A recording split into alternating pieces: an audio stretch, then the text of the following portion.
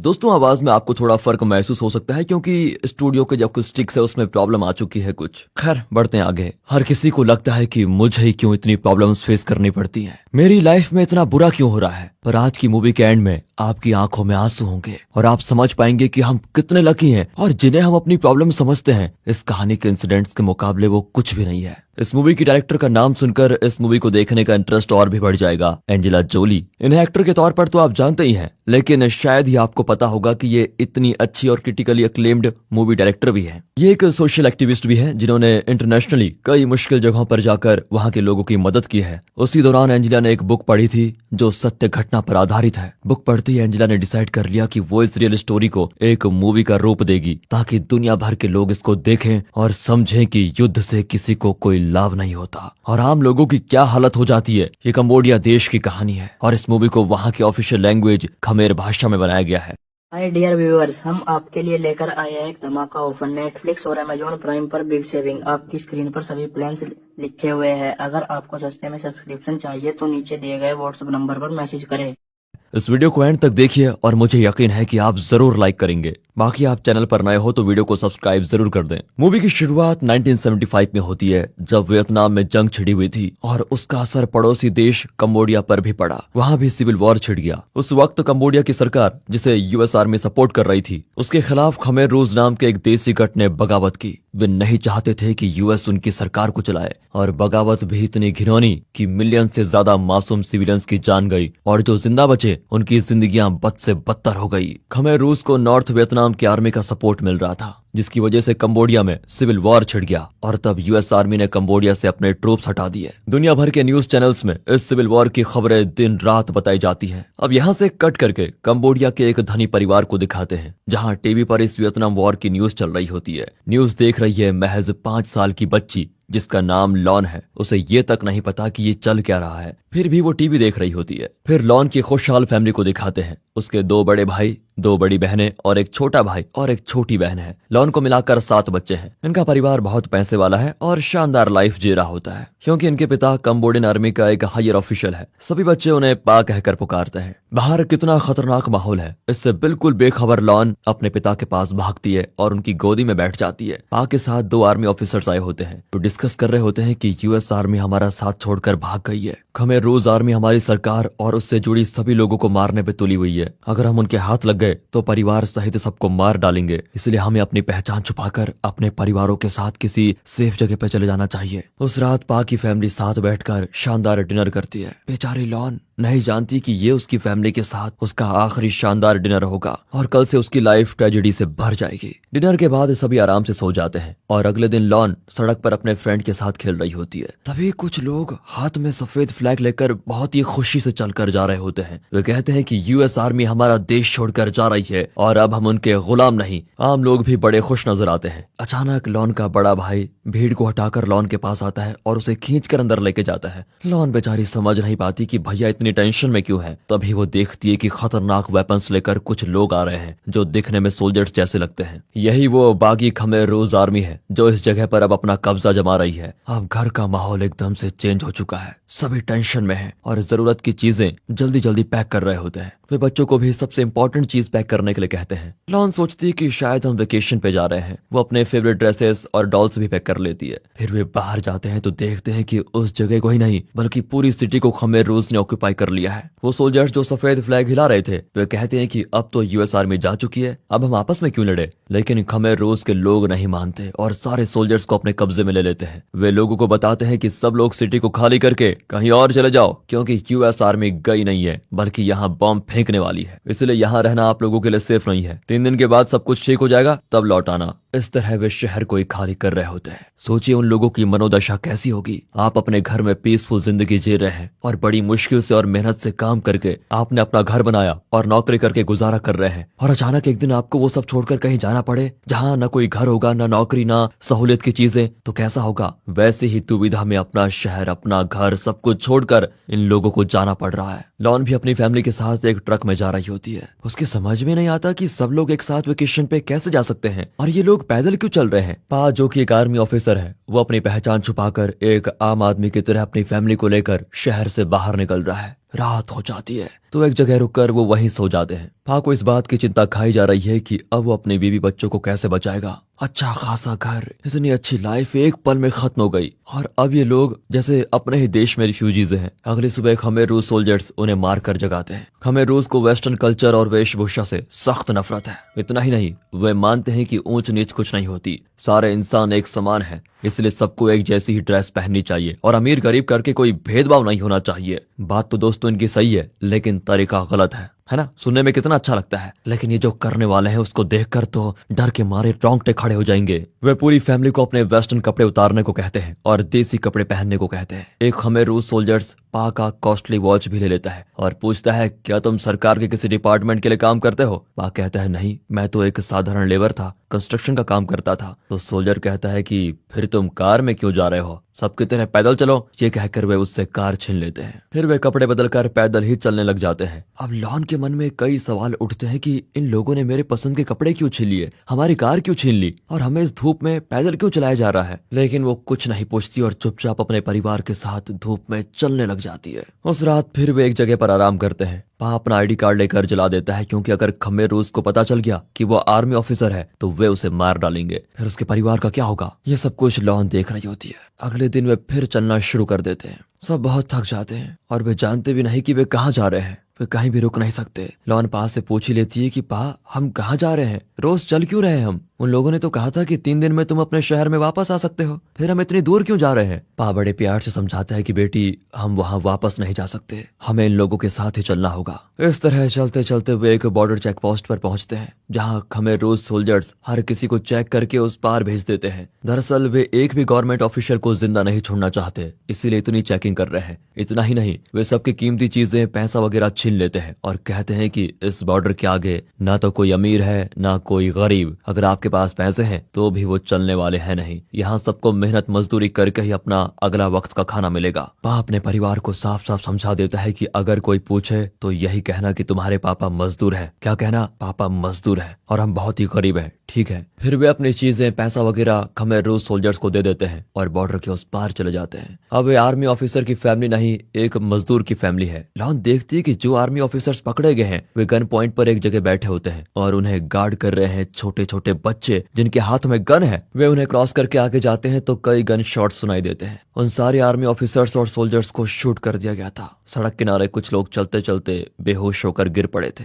आगे खेत होते हैं जहाँ मॉन्क्स बंधुआ मजदूरी कर रहे होते हैं। लॉन को लगता है कि यहाँ सब कुछ उल्टा हो गया। कुछ दूर पर बैलगाड़ी में एक आदमी आता है। उसे देखते ही लॉन का चेहरा एकदम से खिल जाता है। दरअसल ये लॉन के मामा है। वो इन्हें अपनी गाड़ी में बैठाकर अपने घर ले जाता है। दरअसल ये साधारण आदमी है और इस जगह के लोग ज्यादातर गरीब हैं। लॉन पा से पूछती है कि क्या ये लोग गरीब हैं? पा कहता है कि आज के बाद कोई अमीर या गरीब नहीं है बेटी, सब मजदूर हैं, हम भी, हमें यही रहना है। आखिर वे मामा के घर पहुंच ही जाते हैं। 3 दिन के बाद पानी को देखकर लॉन खुशी से नहाती भी है। मामा कहता है कि खमेर रूस आर्मी गवर्नमेंट ऑफिसर्स को जिंदा नहीं छोड़ेंगे। अगर उन्हें पता चल गया कि आप इस गांव में हो तो वो आपको ही नहीं, आपको शरण देने वाले हम सबको खत्म कर देंगे। आप सरपंच से बात कर लीजिए। लॉन उनकी बातें सुन लेती है पर उसके कुछ समझ में नहीं आता। वो मजे से बच्चों के साथ खेलने लगती है क्योंकि बेचारी को लगता है कि अब वो सब सेफ है। उस रात मामा की पत्नी कहती है, अगर ये परिवार यहाँ रहा तो हमारे परिवार को भी खतरा होगा, जल्द से जल्द इन्हें यहाँ से निकाल दीजिए। ये बात लॉन सुन लेती है। अगली सुबह पाप फिर अपने कपड़े वगैरह पैक करके अपनी फैमिली के साथ निकल जाता है। वो नहीं चाहता कि उसकी वजह से किसी की जान को खतरा हो। चलते चलते रात हो जाती है और वो एक जगह पर बैठ जाते हैं। तभी खमेर रूस के कुछ ट्रक्स आते हैं और सबको लेकर बहुत दूर चले जाते हैं। सुबह उन्हें एक जंगल के पास उतार दिया जाता है। शायद यहाँ कोई कैंप होगा जहाँ इन्हें खाना मिलेगा। ये सोचकर वो चलने लग जाते हैं, लेकिन वहाँ कुछ खमेर रूस सोल्जर्स उन्हें रोकते हैं और उनका शेफ कहता है कि अगर गलती से भी कोई फॉरेन प्रोडक्ट्स लेकर आए हो तो उसे यहीं फेंक दो। उन्हीं की वजह से हमारा देश कंगाल हो गया है, क्योंकि इस पॉइंट के बाद हम लोग तुम पर राज करेंगे।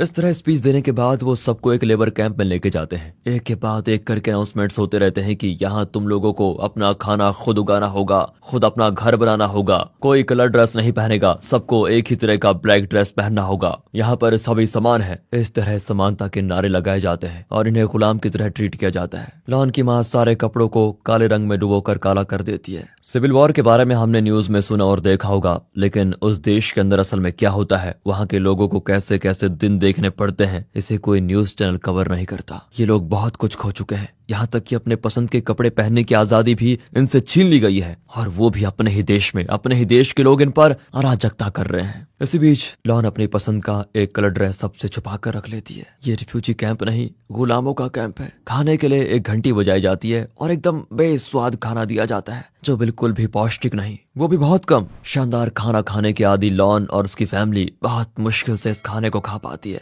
लॉन अपने चारों ओर हो रही बातों को ऑब्जर्व करती है, लेकिन उसका मतलब नहीं समझ पाती। सब थके हारे सो जाते हैं, लेकिन लॉन को नींद नहीं आती। वो अपने पा को देख रही होती है, जो लकड़ी के टुकड़ों से अपने परिवार के लिए झोपड़ा बना रहा होता है। अगले दिन बच्चे, बड़े, बूढ़े, औरतें, मर्द, सबको बिना किसी भेदभाव के खेती करने में लगा दिया जाता है। उस रात खमेर रूस सोल्जर्स सभी को बुलाकर बताते हैं कि उन्हें कल क्या काम करना है। एक आदमी जो अपने बेटे की किसी सीरियस डिजीज के लिए फ्रेंच मेडिसिन लेकर आया था, उसे सबके सामने पीटा जाता है, क्योंकि ये बागी सोल्जर फौरन चीजों का बहिष्कार कर रहे हैं। वो बेचारा रहम की भीख मांगता है कि इस मेडिसिन के बिना मेरा बेटा मर जाएगा, लेकिन वे उसकी एक नहीं सुनते और बहुत ही खतरनाक पनिशमेंट देते हैं। ये देखकर लॉन को लगता है कि शायद ये टॉर्चर कैंप है। इस तरह दिन गुजरते हैं और इनकी मेहनत से फल, सब्जियां वगैरह बहुत बड़ी हो जाती हैं। लेकिन इसका एक भी तिनका इनके लिए नहीं है। सब कुछ पैक करके खमेर रोज आर्मी के लिए भेजा जाता है। जिन लोगों ने खून पसीने से इसको उगाया था, उन्हें पानी जैसा कुछ दिया जाता है, खाना तो बिल्कुल भी नहीं। भूखमरी से कुछ लोग मर भी जाते हैं। ये जगह अब नरक बन चुकी है। लेकिन एक दिन इससे भी बदतर बात होती है।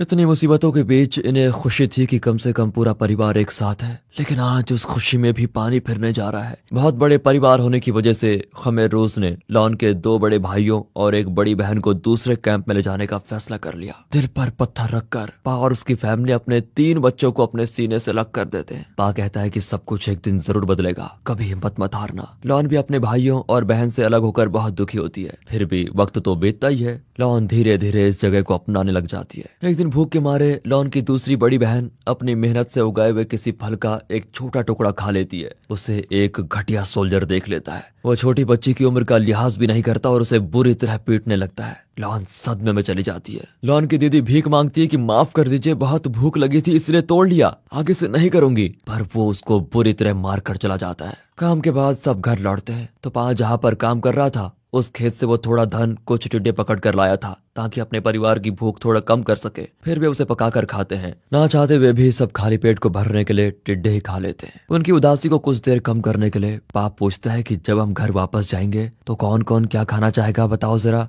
सभी एक पल के लिए खुश होकर कहते हैं ब्रेड और नूडल्स और अंडे और चावल खाएंगे। पर इस छोटी सी खुशी के बीच एक सोल्जर की आवाज आती है और वे आग बुझा देते हैं। अगली सुबह कई लोगों की मौतों से शुरू होती है। ज्यादातर बूढ़े लोग भूखमरी से दुबले पतले हो गए थे और कई लोग मर भी गए थे। लॉन चुपचाप उनकी लाशों को जलते हुए देखती है। उस रात लॉन को सपना आता है कि उसके सामने एक शानदार दावत रखी हुई है और वो दबा दबा कर खा रही है। लेकिन बेचारी का सपना टूटता है, क्योंकि उसको बहुत भूख लगी होती है। वो चुपके से उस धान को खा लेती है जो उसके पापा खेत से चुरा कर लाए थे। अगले दिन काम पे जाने से पहले पा धान को ढूंढता है, जिसे पकाकर वो अपने बच्चों को दे सके। हालांकि उसमें मुट्ठी भर धान भी नहीं होता। लेकिन डब्बे में धान नहीं होता तो वो समझ जाता है कि लॉन ने उसे खा लिया होगा। अब लॉन का छोटा भाई लॉन को मारने लगता है, क्योंकि उस बेचारे को भी बहुत भूख लगी है। फिर पा उसे चुप कराता है कि बेटा मैं कुछ करता हूँ। फिर वो लॉन से माफी मांगता है कि भूख की वजह से मैंने तुम पर हाथ उठा दिया। दोनों रोने लग जाते हैं। पा भी रोता है कि न जाने मेरे बच्चों को इस नरक में कब तक मरना पड़ेगा।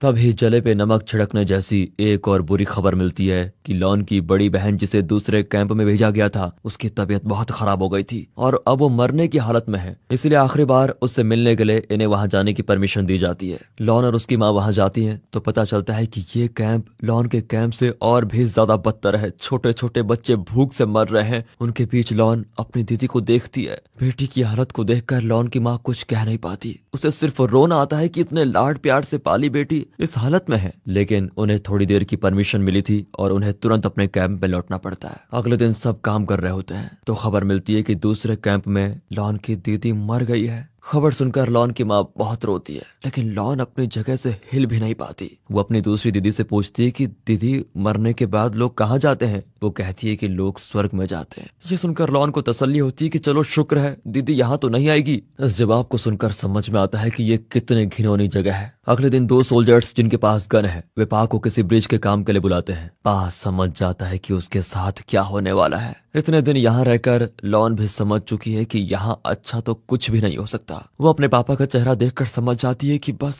अब वो वापस नहीं आने वाले। दरअसल सोल्जर को पता चल चुका था कि पा गवर्नमेंट ऑफिशियल है और वे उसे खत्म करने जा रहे हैं। जाने से पहले पा अपनी पत्नी से आखिरी बार अलविदा कहता है। वो फूट फूट कर रोती है, लेकिन पा समझाता है एक न एक दिन तो ये होना ही था, तुम बच्चों का ख्याल रखना। बाहर तीनों बच्चे खड़े होते हैं। लॉन बात को समझकर अपने पापा को कसकर गले लगा लेती है। उसे शांत करके पा अपने बेटे से कहते हैं, मेरे आने तक तुम माँ और बहनों का अच्छे से ख्याल रखना। उस रात लॉन इमेजिन करती है कि वो सोल्जर्स पापा को जंगल में ले जाकर जान से मार रहे हैं। तभी लॉन की छोटी बहन भूख से रोने लग जाती है। लॉन का छोटा भाई बाहर जाकर कोई फल तोड़ता है, लेकिन एक सोल्जर उसको देख लेता है और बहुत ज्यादा मारता है। वो हाथ जोड़कर माफी मांगता है, लेकिन वो उसके सर पे जोर से मारता है और बेचारे के खून निकलने लग जाता है। फिर वो रोता हुआ घर आता है तो उसकी माँ उस पर दवा लगाती है। तब उनकी माँ फैसला करती है अब वो अपने बच्चों को यहाँ मरने नहीं देगी। वो अपनी सबसे छोटी बच्ची को साथ रख लेती है और लॉन उसकी बड़ी बहन और उसके छोटे भाई से कहती है, तुम तीनों यहाँ से बाहर जाओ और अलग अलग दिशाओं में चले जाओ। जहाँ भी तुम्हें कोई कैंप नजर आए वहां चले जाना और खुद को अनाथ बताकर वहां रह लेना। वो जगह इस नरक से तो अच्छी होगी। ये कहकर वो तीनों को 3 फैमिली फोटोज देती है जो वो साथ लाई थी। वो रोते हुए एक दूसरे से अलग हो जाते हैं और तीनों बच्चे जंगल में चले जाते हैं। सुबह वो एक जगह पहुंचते हैं जहाँ बिना सर के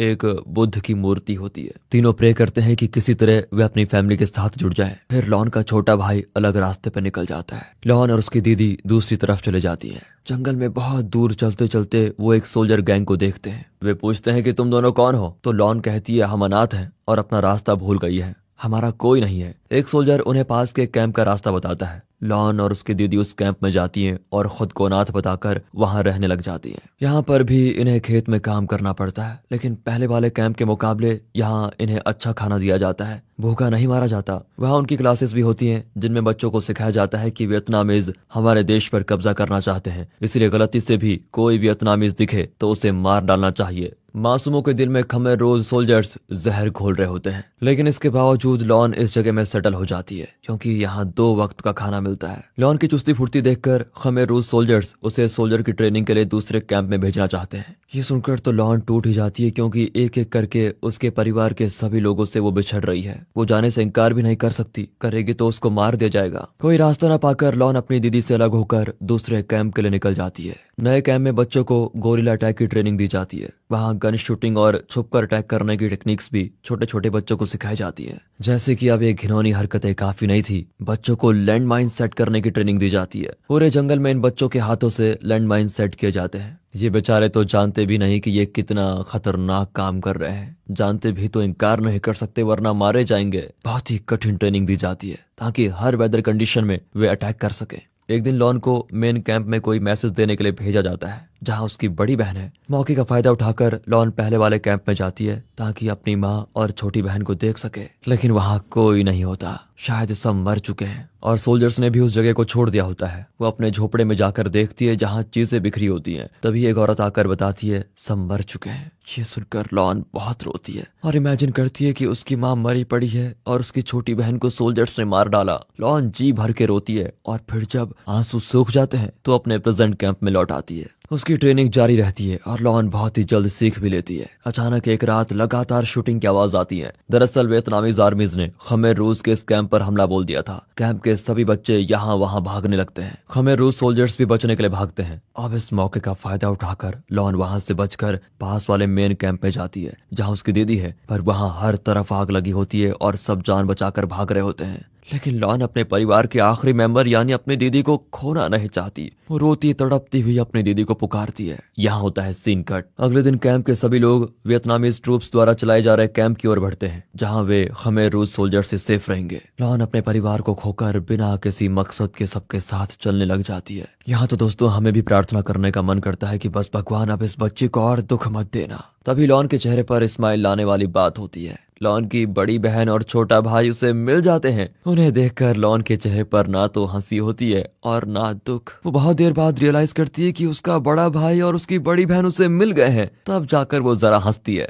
अब ये लोग खमेर रूस के कंट्रोल वाले एरियाज में नहीं है। यहाँ वियतनामीज ट्रूप का कब्जा है जो इन्हें खमेर रूस से छुड़ाने की कोशिश कर रहे थे। ये एक टेम्पररी रिफ्यूजी कैंप है और इन्हें एक पुराना घर मिल जाता है। वे अपने कुछ चीजें सेव करके रखते हैं। खासकर लॉन अपना वो कलर ड्रेस संभाल कर रखती है। फिर भी अपनी फैमिली फोटो को देखकर बहुत इमोशनल हो जाते हैं। अगले दिन उन्हें दूसरे वियतनामीज रिफ्यूजी कैंप में ले जाया जाता है। रास्ते में लॉन एक मुर्गी देखती है और उसे पकड़ कर रख लेती है। आखिर जब वे कैंप में पहुंचते हैं तो ये तीनों उस मुर्गी को पकाकर वहां के दूसरे बच्चों के साथ भी शेयर करते हैं। कई दिनों के बाद वे पेट भर खाना खाते हैं। लॉन ने गोरिल्ला ट्रेनिंग वगैरह ले रखी है तो उसने रास्ते में एक सांप भी पकड़ा था। वो उसकी खाल उतारती है और उससे भी पकाकर सबको खिलाती है। ये सब देखकर तो उसकी दीदी तो दंग रह जाती है कि इसने ये सब कुछ कहाँ सीखा। खैर कई दिन बाद वे चैन की नींद सोते हैं, पर इनकी किस्मत में चैन नाम की चीज ही नहीं है शायद। अगले ही दिन इस कैंप पर खमेर रोज हमला कर देती है। वे बच्चों को भी नहीं छोड़ते और सबको अंधाधुंध शूट करने लग जाते हैं। सभी अपनी जान बचाकर भागते हैं। सामने से वियतनामीज ट्रूप्स खमेर रोज सोल्जर्स पर शूट कर रहे होते हैं। लॉन, उसका भाई, उसकी बड़ी बहन नदी पार कर रहे होते हैं। तब लॉन देखती है कि खमेर रोज बच्चों को भी शूट कर रहे हैं। वे वियतनामीज ट्रूप के पीछे छिप जाते हैं और मौका पाकर वहां से भागकर जंगल के अंदर भाग जाते हैं। एक जगह पर लॉन अपने भाई और बड़ी बहन से अलग हो जाती है। वो देखती है कि वहां हर तरफ लैंडमाइंस गाड़े गए हैं। दरअसल गोरिल्ला ट्रेनिंग के दौरान लॉन और दूसरे चाइल्ड सोल्जर्स ने ही इन लैंडमाइंस को जंगल में भरा था। अब लॉन देखती है कि कई लोग इन पर पैर रखकर मर रहे हैं। अब वो रियलाइज करती है कि लैंडमाइंस कितना खतरनाक होता है। वो अपनी जगह से नहीं हिलती और रोती हुई अपने भाई और बहन को बुलाने लग जाती है। उसकी आंखों के सामने कई लोग उन लैंडमाइंस पर पैर रखते हैं और फटकर बेकार जाते हैं। किसी का पैर कट जाता है, किसी का शरीर के चीथड़े उड़ जाते हैं। अपने चारों ओर का ये दृश्य देखकर लॉन फ्रीज हो जाती है। तभी एक औरत अपने छोटे बच्चे को उठाकर भाग रही है। लॉन चिल्लाती है कि वहां मत जाओ, खतरा है, लेकिन बहुत देर हो चुकी थी। लॉन के सामने ही वो औरत लैंडमाइन पर पैर रखती है और अगला कदम रखते ही वो और उसका बच्चा फटकर मर जाते हैं। इस छोटी उम्र में इतने घिनौने दृश्य देखकर लॉन सुन्न पड़ जाती है। फिर किसी तरह लैंडमाइन से बचकर वो रेड क्रॉस द्वारा चलाए जा रहे रिफ्यूजी कैंप में चली जाती है, जहां वो अपने छोटे भाई और बहन से मिलती है। क्योंकि ये रेड क्रॉस का कैंप है, यहाँ और किसी आर्मी के अटैक का खतरा नहीं होता। लेकिन वहां पर एक खमेर रूस सोल्जर्स सिविलियंस के पास निहत्था फंस जाता है। वे उसे पकड़कर खूब मारते हैं कि तुम लोगों ने हमारा चैन छीन लिया, हमारे परिवार बर्बाद कर दिए, हम तुम्हें जिंदा नहीं छोड़ेंगे। ये सब कुछ देखकर लॉन को लगता है कि ये खमेर रूस सोल्जर ही क्यों ना हो, लेकिन किसी भी इंसान को मारना पीटना सही नहीं है, इसे भी दर्द होता होगा। खमेर रूस की वजह से लॉन ने अपने पेरेंट्स को, अपनी बहनों को, अपने भाई को खो दिया। फिर भी इस आदमी पर हो रहे जुल्म को वो सह नहीं पाती। उसे अपने पापा की याद आती है, जिसे शायद खमेर रूस सोल्जर्स ने इसी तरह पकड़कर मार डाला होगा। उसे इस आदमी की जगह पर अपने पापा दिखते हैं। वो जोर से पापा करके चिल्लाती है। तब जाकर लोग शांत होते हैं और उस आदमी को छोड़ते हैं। फिर लॉन उस खमेर रूस सोल्जर्स के पास जाकर उसकी आंखों में आंखें डालकर देखती है। शायद वो पूछना चाहती है कि इस पागलपन का अंत कब होगा। यहाँ पर अपनी मर्जी का ड्रेस पहनने में कोई पाबंदी नहीं है, इसलिए लॉन वो कलर ड्रेस पहन लेती है जिसे उसने हर सिचुएशन में बचा कर रखा था। अब लॉन थोड़ा आजाद फील करती है और अपने भाई को दूसरे बच्चों के साथ खेलता हुआ देखकर बहुत खुश होती है। उस रेड क्रॉस कैंप में लॉन एक औरत को बच्चा देते हुए देखती है। वॉर जोन के बाहर पैदा हुए इस बच्चे को देखकर लॉन बहुत खुश होती है, लेकिन इससे भी बड़ी खुशी उसका इंतजार कर रही थी। लॉन के दो बड़े भाई जो शुरू में दूसरे कैंप में चले गए थे, वे भी यहाँ पर सेफली पहुंच गए हैं। इस तरह भाई बहन सभी एक हो जाते हैं और ये सीन सच में दिल को छू जाता है। और जैसा लॉन ने प्रे किया था, पूरी फैमिली ना सही, कम से कम उसके तीनों भाई और एक बड़ी बहन तो सेफ रहे और इनका परिवार फिर से एक हो गया। अब वॉर खत्म हो चुकी है। उसके कुछ सालों के बाद दिखाते हैं कि लॉन और उसके भाई बहन मिलकर हर साल अपने पेरेंट्स और बहनों को श्रद्धांजलि देते हैं जो वॉर में मारे गए थे। लॉन ने अपनी लाइफ की इन घटनाओं को एक बुक का रूप दिया, जिसे पढ़कर एंजेला जोली ने ये मूवी बनाई। ये है असली लॉन, जिन्होंने इस मूवी का स्क्रीन प्ले भी लिखा है, तभी तो इतना रियलिस्टिकली स्क्रीन पे उतारा गया है। और